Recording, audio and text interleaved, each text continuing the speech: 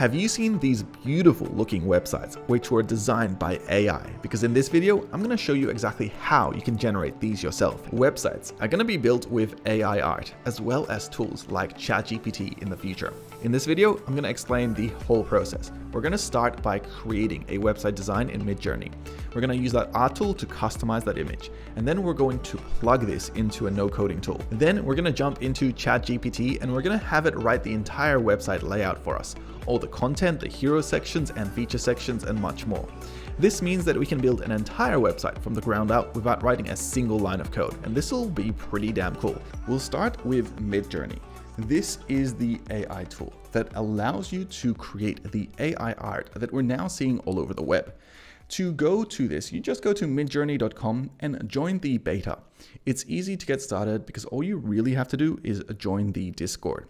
When you do this, it'll open up the Discord community, which you can accept the terms and conditions and start creating your own AI art.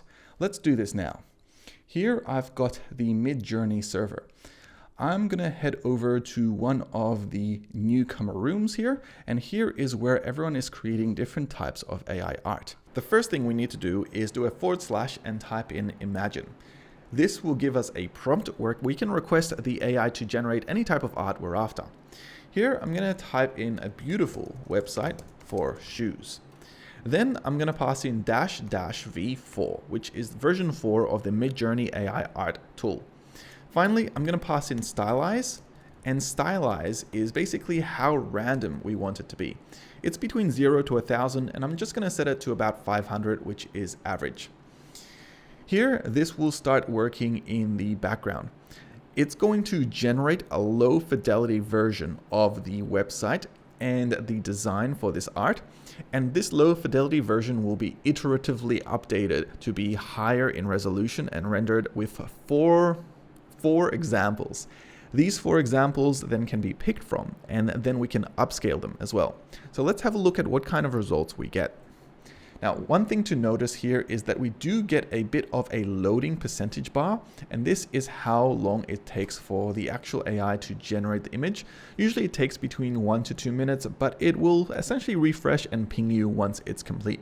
So here it is complete, and here are the 4 versions that we got, which are not too bad, but not that great either. They're a bit, I suppose, funny looking in a way. So this is where we can start being more creative with our prompts. So what I mean by that is by giving more context as to what we want to do. So here is the prompt that we created. What I'm going to do is pass in imagine once more. And when I paste this prompt in this time, I'm going to give it some more context. I'm going to pass in the word UI, UX, UI, UX, and I'm also going to type in website. This basically means that it's more or less focused on having good UI and good UX and being more like a website rather than just a creative shoe design. It's important to give these context clues to the AI if you want better outputs. Different types of context clues you can provide it are the kind of art style that you want, or for example, how you want the design to look and feel, whether you want it to represent a certain brand, and much, much more. These are just simple examples, but let's take a look at the kind of results we'll get just from making these small little changes to the design. Here you can already see that the design of the website looks like it's a little bit more interesting. We have a bit of a slider and what looks more like Nike shoes now. We also have what looks like a menu at the top, and I really like this design that we have here on the bottom left. Where'd that go? Here it is, because it does look very much like a website. We've got a bit of a hero section and whatnot. So from here, we can select version 1, 2, 3, and 4 to upscale. I'm going to upscale version 3 here, which is U3.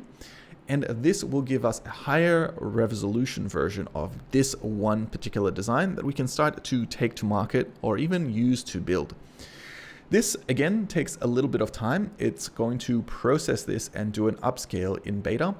And let's run this in the background so that you guys can see what this looks like. Here's the final result, and this is looking pretty damn interesting.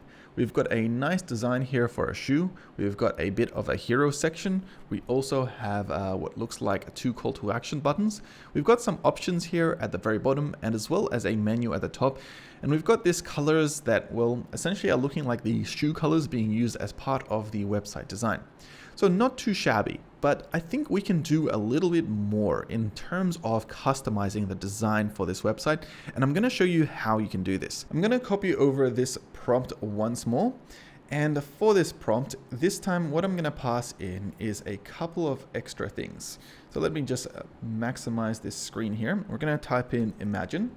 Then we're going to paste in this prompt. But this time I'm going to pass in the context clues of Nike, because Nike make obviously website shoes.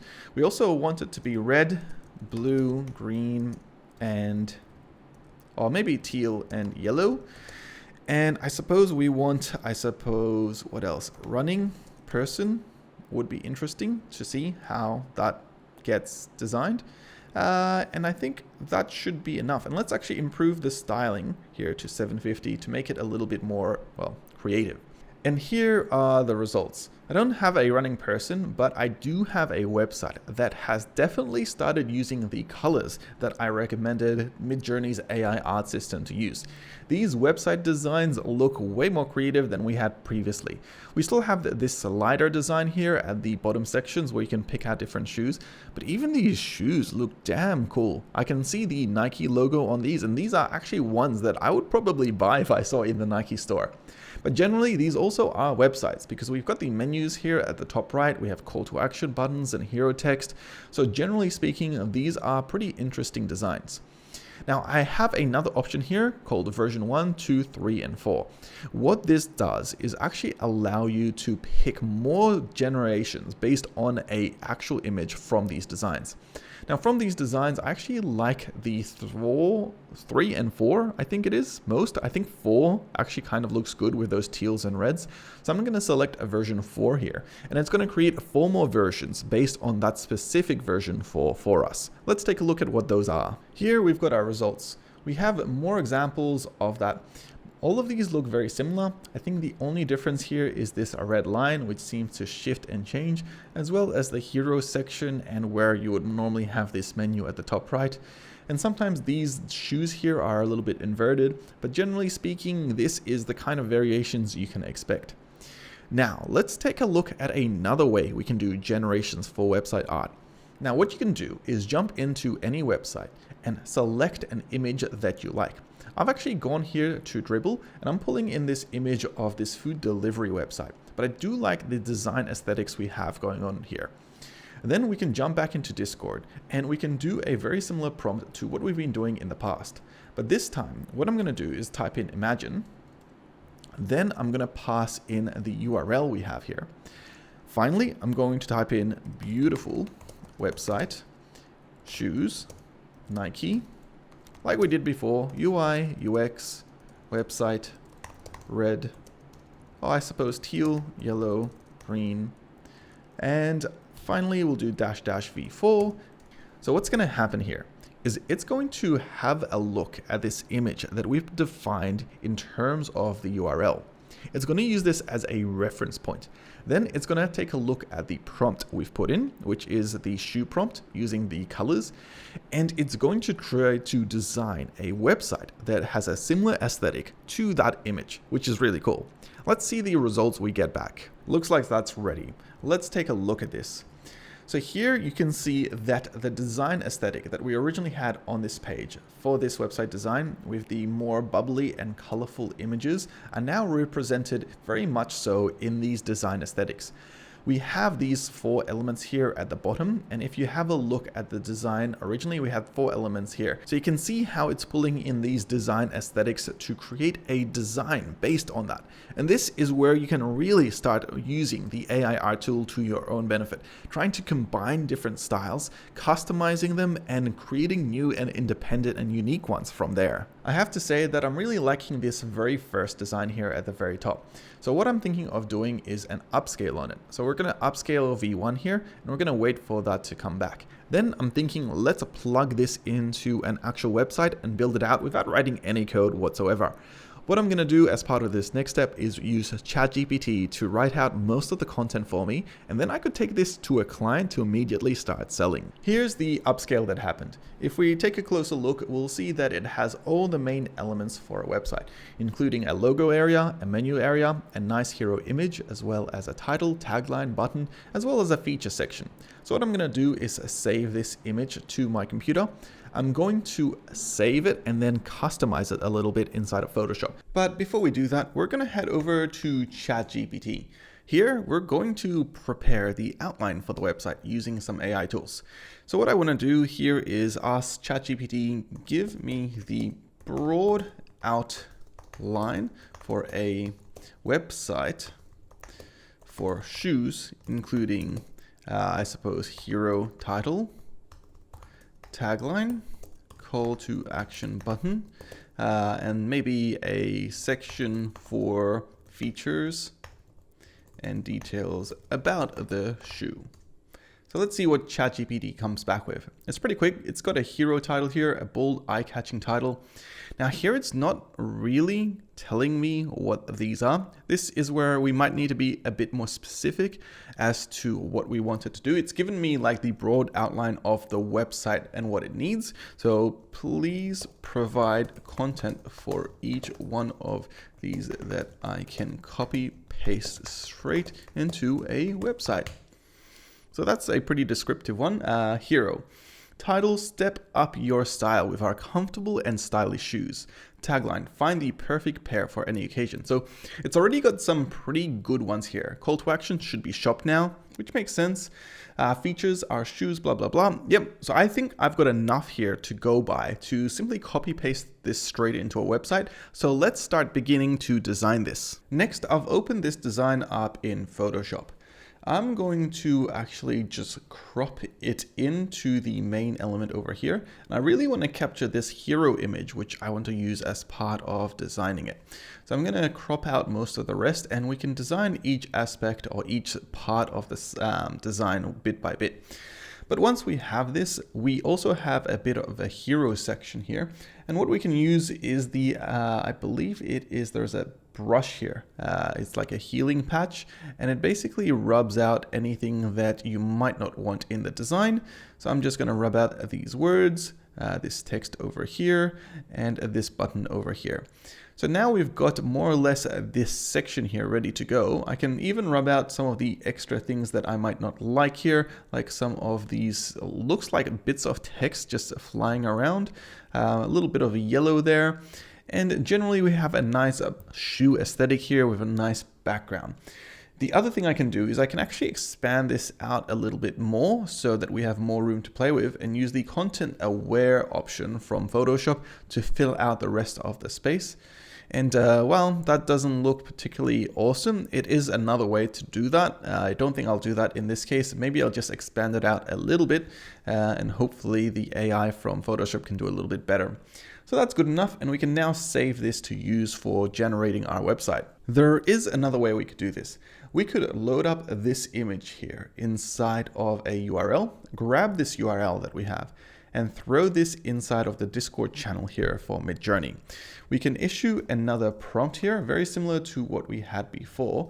And for this prompt, we could pass in the URL with a more specific example of what we wanted to do. So in this case, I'm going to pass in Imagine. I'm going to pass in the URL, and I'm going to ask for a wallpaper render 8K. And then I'm going to put in version 4 and then stylize 500. And here's what we've come up with. These are actually pretty cool, and they're in high resolution too. As you can tell, they're on a white background, and they would be much easier to crop and place into a hero section to utilize for a website. We would still need to edit out some of these random pieces of text that is happening, but it gives you another way of how you can now start editing images without even using Photoshop, just using AI and art in general. With that done, it's time to build our website. I'm going to head over to EditorX. It's a no-coding platform, and I'm going to build this website in 5 minutes or less. I'm going to log in, and then I'm going to head to create a new site. Here, I'll be taken to a dashboard, and I'm going to start copy pasting all these elements from ChatGPT as well as Midjourney straight in. The first thing I want to do is jump back into ChatGPT here and copy over our hero text, which is just over here. And I'm going to select add title, and I'm going to just paste that in here. And then I'm also going to grab the tagline over here, which says find the perfect occasion for shoes or something like that. So let's grab a paragraph section in here and paste that in. And finally, let's grab our call to action, which says shop now, and create a button for that too. So here we've got all the workings of what we would need, at least for the content. Now all we need is the image itself. So instead of just having a browse through stock images or anything like that, we actually had our image earlier done inside of Photoshop as well as Midjourney. So I'm going to just drag and drop a random image in here. I'm going to select to change the image, and I'm going to upload that image that I had. It should be here somewhere on the desktop. Here it is. I'm going to open that up, and I should be able to use that as part of this design. Now, once it's uploaded, I'm going to say update. Here it is. I'm going to select the expand stretching tool, which will expand it out. And then what I'm going to do is just move my content into position just here on the right-hand side. And in just a matter of moments, we have a pretty good looking website. We can select this section over here and we can expand it out to give it a little bit more room so that we basically have this text happening with a little bit more breathing room in general. Once we create these elements, we can start resizing the page and it's automatically responsive. We can even shrink down to smaller viewports and it just works. Now let's take a look at the second part of this design, which has this box on the left-hand side. We have an image on the right-hand side and 3 other boxes here on the bottom. I want to see if I can rebuild that same sort of aesthetic inside of Editor X. So what I'm going to do is I'm going to select to add a new section, and I'm going to just do a blank section. Here, I think I'm going to do a bit of a container. And this container here, what I'm thinking, let's actually drag it in over here. And if we take a closer look at the design here, we've got a bit of a gray colored box. I also want to save this image and use the colors inside of the design here. So I'm actually just going to do that right now. Let me actually change image, upload this one that I've just downloaded right in here. And then I can probably even just select those hexadecimal values to use for the design aesthetic. And this can be useful whenever you're creating any type of design to pull the actual colors out of the images, because sometimes they're the nicest kind of colors. So here I'm going to select this box. I'm going to the inspector. I'm going to the design and I'm going to select the background and I'm going to pick a custom color. I'm going to select to add a color. And what I want to do is I want to add this color, well, this gray color. So I'm just going to open up the console here. I'm going to type in color red just for the time being. I'm going to do the picker here, select this gray color. I'll close this off for the time being, then jump back in here, add the hexadecimal color, paste this in, apply, and now we've got that box that we have here in the design. Then I'm going to snap it into the bottom left of this section here and snap it to the bottom of this section. It'll just snap straight into place. And we've got that aesthetic already happening here. The only other part is to make the background here very similar to the background that we have over here in the image for the hero section. So again, I'm just going to select that color. It's this F2 color. I'm going to select my container over here, going to the design, to the color, and I'm also going to add that in. So let me just paste this hexadecimal value in. And now you can see these two sections almost look like they're overlapping. So what I'm going to do is jump in here and grab one of these images. I think I'll grab this one here, which I quite like. I'm also going to see if I can pull out some of these little circles because I think they make it more interesting in general. Let's see if I can just select them. I can, which is cool. And then I'm going to cut that out. think that's our image just there. And I'm going to save this as a PNG with no background whatsoever. I'm going to go to add a image. And then this time I'm going to upload that shoe image that we just got earlier. There it is. Let's select to use it. And here it is. I can move this about pretty much anywhere. But if we take a look at the design we earlier had, which I believe was somewhere here, we can see it was on the left and we had some text on the right hand side. So I'm going to replicate that. I'm going to put this here on the right hand side, and I'm also thinking to maybe do a bit of a column design here. I'm going to move this container here into this main column. I'm going to move this image here and center it in the middle of this column. And then I'll finally put the text on the right hand side column.